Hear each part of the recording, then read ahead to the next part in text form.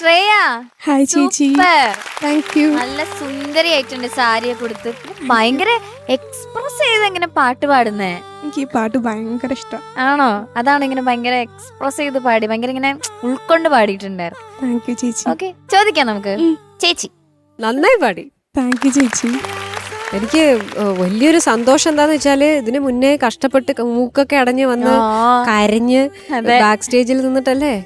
ഇപ്രാവശ്യം അങ്ങനെയൊന്നുമില്ല. അതുകൊണ്ട് ശബ്ദം നല്ല വൃത്തിയായി ഉണ്ടായിരുന്നു. കേൾക്കാൻ നല്ല ഒരു ആശ്വാസം. Super selection. താങ്ക് യു ചേച്ചി. പാട്ട് നമ്മുടെ ഓർക്കസ്ട്രയോട് പറയാതിരിക്കാൻ വയ്യ. നിങ്ങള് കിഡിലായിരുന്നു. ഫാന്റാസ്റ്റിക്. ഒരു നല്ലൊരു മൂഡ്, അതിനൊരു സ്വിങ് ഉണ്ട് ആ പാട്ടിൽ. ഫുൾ ത്രൂ ഔട്ട് നമ്മളിങ്ങനെ ഒരു ഊഞ്ഞാലിങ്ങനെ ഇരുന്ന് ആടുന്ന പോലെ ഒരു ഫീലാണ്. അതിന്റെ ആ റിതം ഗ്രൂവ് മോള് ശ്രദ്ധിച്ചിട്ടില്ലേ? അപ്പം ആ മോള് പാടിയത് ഭംഗിയായി പാടി. ആദ്യം മുതൽ അവസാനം വരെ ഭംഗിയായി പാടി. ഇതിന്റെ അകത്ത് ചില സ്പെഷ്യൽ എലിമെന്റ്സ് ഉണ്ട് ഈ പാട്ടിനകത്ത്. അപ്പം ചില പാട്ട് കേൾക്കുമ്പോഴത്തേക്ക് തന്നെ നമുക്കത് ഉള്ളിൽ ഫീൽ ചെയ്യണം. അതൊരു സ്വിങ്, അതിന്റെ ആ സ്വിങ്ങിന്റെ കൂടെ എങ്ങനെ നമുക്ക്, അതാണല്ലോ ഒരു പുതിയൊരു സിംഗർക്ക് ഒരു പുതിയ പാട്ട് കിട്ടുമ്പോൾ എങ്ങനെ നമ്മുടെ ക്രിയേറ്റിവിറ്റി ഡെവലപ്പ് ആവും. അതാണ് നമ്മൾ ശ്രദ്ധിക്കേണ്ടത്. ഓട്ടോമാറ്റിക്കലി വരേണ്ട ഒരു സാധനം ആ ഒരു സ്വിങ് ഉണ്ട് ത്രൂ ഔട്ട് ദ സോങ്. അത് ഓൾറെഡി റിതം അത് എസ്റ്റാബ്ലിഷ് ചെയ്ത് കഴിഞ്ഞു. അപ്പോൾ അവർ വായിക്കുമ്പോൾ അത് എസ്റ്റാബ്ലിഷ്ഡ് ആണ്, ആ സംഭവം ഉണ്ട്. അപ്പം നമ്മൾ ഈ പാട്ട് ഒരുപാട് കേൾക്കാത്തൊരു വ്യക്തിക്ക് പോലും ആ സ്വിങ് ഫീൽ ചെയ്യും. അത് ആ പാട്ടിൻ്റെ അകത്ത് ആ വോയിസിൽ അത് വരുമ്പോൾ അതിനൊരു ഡിഫറെൻറ്റ് ലാംഗ്വേജ് ആവും പാട്ട്. ഇപ്പം മോളിപ്പോൾ പാടി, മോള് ആ പാട്ട് എങ്ങനെയാണോ പഠിച്ച് പാടിയത് സാധ്യമായി നന്നായി പാടി. പക്ഷെ ഇപ്പം മോൾ ആ ഫസ്റ്റ് ലൈൻ ഒന്ന് പാടും.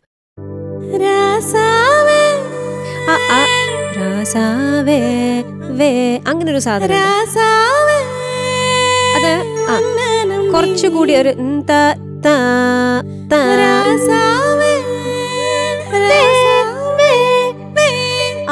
അത് ചെറിയ അളവിലേ ഉള്ളൂ, ഒരുപാടല്ല. നമ്മളൊരു ഇൻസ്ട്രുമെന്റ് എങ്ങനെയാണ് പ്ലേ ചെയ്യുന്നത്, ഒരു ടിപ്പിക്കൽ ഫോക്കില്ലേ, ഒരു ഫോക്കിലാണ് നമ്മൾ അത് കേൾക്കുന്നത്, ആ ശൈലി. അപ്പൊ അത് ജസ്റ്റ് ആ ഒരു ടച്ച് ഉണ്ട് അവിടെ. അത് മോള് ശ്രദ്ധിച്ചില്ല എന്ന് തോന്നുന്നു. അത് ഇനി ഒരുപാട് ഇരുന്ന് കേൾക്കുമ്പോൾ നമ്മുടെ മൈൻഡിലോട്ട് അത് വരും. അതുപോലെ നെക്സ്റ്റ് ലൈൻ ഒന്ന് പാടുമോളോ.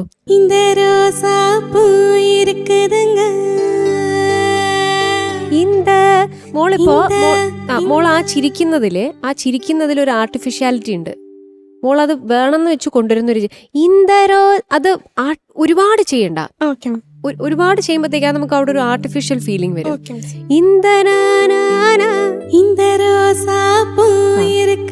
അത് ഒരുപാട് വാ തുറക്കുമ്പോഴേ എന്നുള്ളൊരു സാധനം വരുന്നുണ്ട്. അത് മോള് ശ്രദ്ധിക്കണം.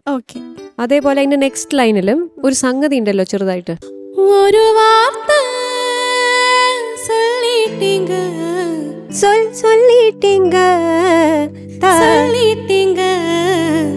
അത് കേക്കണം. അത് ഒരു ഒഴുക്കിലങ്ങ് പോവരുത്. കാരണം ഇതില് ഒരു ഫോക്കിഷ് ടച്ചാണ് ജാനകിയമ്മ കൊണ്ടുവന്നിരിക്കുന്നത്. അപ്പൊ ആ ഫോക്കിഷ് ടച്ചിന്റെ കൂടെ ഈ റിതമും കൂടെ ചേരുമ്പോൾ ഉള്ള അതിന്റെ ബ്യൂട്ടിയാണ് ഈ ത്രൂ ഔട്ട് ദ സോങ് പോയിരിക്കുന്നത്. ആ എലിമെന്റ്സ് കൂടി കൊണ്ടുവന്നു കഴിഞ്ഞാൽ അതിന്റെ ആ നമുക്കൊരു പ്രത്യേക ഒരു ഡിഫറെന്റ് സ്റ്റൈലിലേക്ക് മാറും ആ പാട്ട്. അപ്പോൾ അത് ഡിഫിക്കൽട്ടാണ്, അത് മെയിൻറ്റെയിൻ ചെയ്യാന്ന് പറയുന്നത് ഡിഫിക്കൽട്ടാണ്. അപ്പോൾ ആ ഒരു സ്റ്റൈൽ, ആ സ്ലാങ് മോൾ ഒന്നും കൂടി ഒന്ന് പിടിക്കാനുണ്ട്. ഈ പാട്ടിനകത്ത് ഒരു ഫോക്കിഷ് സ്ലാങ് ഉണ്ട്, അതൊന്ന് പിടിക്കണം. പച്ചമല തേര് നേരെ അതിലോട്ട് പോവും. ഇതുപോലെ ഇഷ്ടം പോലെ പാട്ടുകൾ രാജാ സാറിൻ്റെ, ദൈവമേ എത്ര പാട്ടുകളാണ് അദ്ദേഹം ചെയ്തിരിക്കുന്നത്. ഫോക്ക് സോങ്സ് വരുമ്പോഴത്തേക്ക് രാജാ സാറിൻ്റെ ഒരു കളറേ വേറെയാണ്, ഭയങ്കര ബ്യൂട്ടിഫുള്ളാണ്. അപ്പം ഇത്തരത്തിലൊരു കോമ്പസിഷൻ ശരിക്കും മോള് കൊണ്ടുവന്നതിൽ it is a very good choice. Thank you ചേച്ചി. നല്ല പ്ലെസന്റ് ആണ്. പിന്നെ ഇന്ന് സുന്ദരി ആയിട്ടുണ്ട്. ഒരുപാട് ഉമ്മ. താങ്ക് യു ചേച്ചി. ശരത് സർ. ശ്രേയ. സർ. ഉഗ്രം പാട്ട്. Thank you sir. അതിന്റെ പ്രധാനമായിട്ടുള്ള അതിന്റെ നെടുന്തൂണെന്ന് പറഞ്ഞാൽ ഒന്ന് ശിവാജി സാർ, പിന്നെ രാജാ സാർ. ഇവർ രണ്ടുപേരുമാണ് അതിൽ പൂന്ത് വിളയാടിയേക്കുന്നത്. നന്നായിട്ട് പാടി. എനിക്ക് ശ്രേയ, എനിക്ക് തോന്നുന്നു ഇപ്പൊ ആലാപ പാടുന്നില്ല. ഇപ്പൊ ആലാപിന്റെ എന്റെ എങ്ങനെയാ പാടുന്നത്, അത് ചുമ്മാ ഒരു കുറച്ച് വെലോസിറ്റി കൂട്ടു. ഇതങ്ങനെ ഇരിക്കുക. അത് ആ കയ്യിലേ ഉള്ളു വെലോസിറ്റി. അതല്ല ഞാൻ പറഞ്ഞ തൊണ്ടയിലുള്ള കാര്യമാണ്. ആ കാര്യം ആ പാട്ട് അതാ ഡിമാൻഡ് ചെയ്യുന്നത്. കാര്യം വളരെ ഇന്നസെൻ്റ് ആയിട്ടുള്ള ഒരു കോമ്പസിഷനാണ്. ജാനകിയമ്മ വളരെ ലേസി ആയിട്ടാണ് പാടിയേക്കുന്നത്. സാർ എനിക്കൊരു കാര്യം പറയാൻ. എപ്പോഴും ഇതാണ്, എന്തെങ്കിലും ഡിമാൻഡോടെ വരത്തുള്ളൂ. അല്ല, എന്റെ പേര് മാറ്റി ഡിമാൻഡ് ഡ്രാഫ്റ്റ്. നമ്മളിപ്പോ ജാനകിയമ്മയുടെ കാര്യം പറഞ്ഞല്ലോ. അപ്പം ശരത് സാറിന്റെ അടുത്തൊരു സന്തോഷം. അതെന്താ വെച്ച് കഴിഞ്ഞാൽ ഒരു വർഷം മുന്നേ ഏപ്രിൽ 30 അന്നാ പ്രോഗ്രാം ചെയ്ത് 23 ചെയ്യണം വിചാരിച്ചത്. ജാനകിയമ്മയുടെ പിറന്നാളിന്റെ അന്ന് ഞാനൊരു 120 പാട്ട് 12 മണിക്കൂർ കണ്ടിന്യൂസ്ലി പാടിയിട്ട് എനിക്ക് URF റെക്കോർഡ് കിട്ടിയിട്ടുണ്ട്. Very good, very good, very good. അതിൽ കൂടുതലും രാജസാറ് പാട്ടായിരുന്നു ഉണ്ടായിരുന്നത്. ഒരു 60 സംതിങ് അല്ല 60 മുകളില് പാട്ടുകള്. Very good, very good, very good, very good. അതൊക്കെ കൊള്ളാം. ഞാൻ വിചാരിച്ചു നീ എന്നെ മുതലാക്കാനുള്ള ശ്രമമായിരുന്നു. അത് വേണം. അല്ല, അത് ഏതോ ഒരു ദിവസം ഒരു പാട്ട് പാടി കൊടുക്കാൻ ഞാൻ എല്ലാ പ്രാവശ്യം അത് ഞാൻ പാടിത്തരാം. അത് ഇപ്പൊ സന്തോഷകരമായിട്ടുള്ള നിനക്ക് ആ കരച്ചിൽ കേൾക്കണോ? ഞാൻ പാടിത്തരാം. എനിക്കൊന്നും കൂടെ മൂക്കള സാർ കൊറേ പ്രാവശ്യമായി ഞാൻ പാടിത്തരാം. ഒരു മിനിറ്റ്. അല്ല, എനിക്ക് ആദ്യം പാടി മിണ്ടല്ലേ, അത് പാടിന്റെ കാര്യം പറയാം. എന്നെ ഇന്ന് ചീത്ത പറയാൻ പാടട്ടെ. എനിക്ക് അവാർഡ് കിട്ടിയാലൊക്കെ അതെ, പിന്നെ നമ്മള് നല്ല ഡ്രസ്സൊക്കെ ചെയ്ത് വന്ന് നിന്നിരിക്കുക.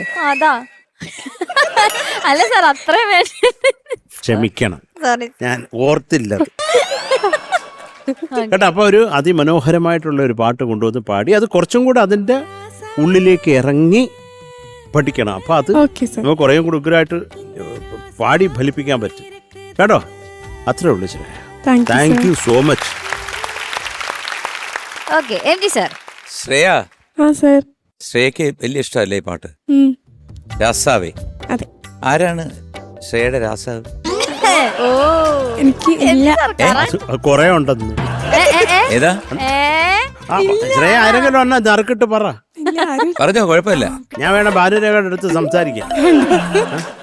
ആരും തെറ്റിദ്ധരിക്കരുത്, അത് ആ കുട്ടിയുടെ അമ്മയാണ്. ഞാൻ ചോദിക്കാൻ കാര്യം, അതിമനോഹരമായിട്ടുള്ള ശബ്ദം, നല്ല ആലാപനത്തിന്റെ ഒരു ഉടമസ്ഥ.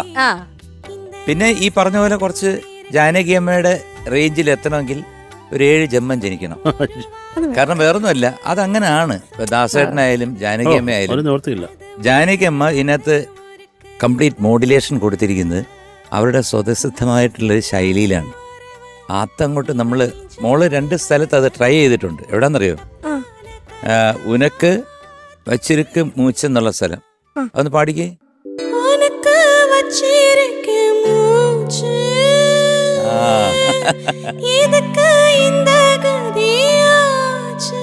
അത് എന്തെന്നറിയോ, അത് അമ്മ പാടുമ്പോ ഉണ്ടാകുന്ന ഒരു വേറൊരു ഫീലാണ്. അത് നോക്കണ്ട. എന്തായാലും പാട്ട് എനിക്ക് വളരെ ഇഷ്ടപ്പെട്ടു, പാടിയത് കേട്ടോ. പിന്നെ രാജാ സാറിനെ കുറിച്ചൊന്നും പറയേണ്ട കാര്യമൊന്നുമില്ലല്ലോ. കാരണം രാജാ സാറിന്റെ കമ്പോസിംഗ് ഒക്കെ ഞാൻ വിറ്റ്നസ് ചെയ്തിട്ടുള്ളതാണ്. ഒരു വലിയ ജീനിയസാണ്.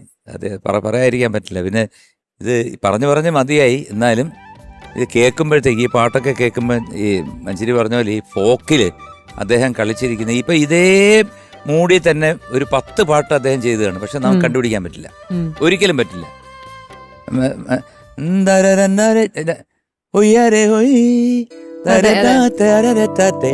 അത് പിന്നെ ഇപ്പം അണ്ണാച്ചി പാടിയില്ല, ഏതൊരു പാട്ട് പാടിയല്ലോ.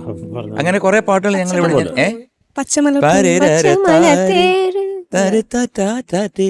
അതൊക്കെ ഇങ്ങനെ വരും. പക്ഷെ നമുക്ക് ഒന്നും അതുപോലെ തോന്നൂല. നമുക്ക് 365 ദിവസവും 365 ഹിറ്റുകൾ ഇറക്കി വിട്ട ഒരു വലിയ എന്താണ് നമ്മുടെയൊക്കെ ദൈവമാണ് രാജാ സാർ എന്ന് പറഞ്ഞാൽ. ശരിക്കും രാജ സാറല്ലത്, ദാറ്റ്സ് എ ഗോഡ്.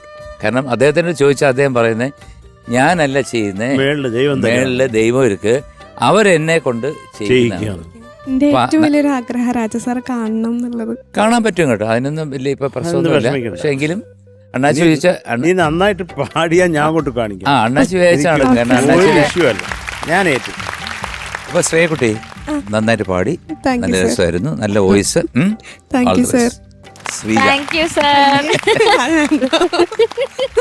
അപ്പൊ ശ്രേയയുടെ മാർക്സിലേക്ക് പോകുന്നതിന് മുന്നേ ശരത് സാറിന് സന്തോഷമുള്ളൊരു കാര്യം പറയാൻ പോവാണ്. ഈ ഷെഡ്യൂളിൽ ഹിഡൻ മാർക്ക് ശരത് സാറിന്റെയാണ്.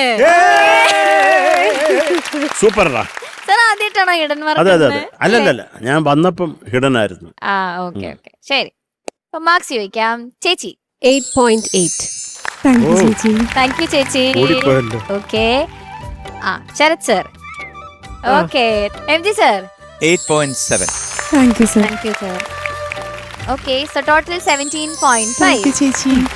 ഓക്കെ അപ്പൊ പെട്ടെന്ന് തന്നെ രാജാ സാറിനെ കാണാൻ പറ്റട്ടെ, സാറിന്റെ മുമ്പിൽ പാടാൻ പറ്റട്ടെ. Ni pa maga sa sa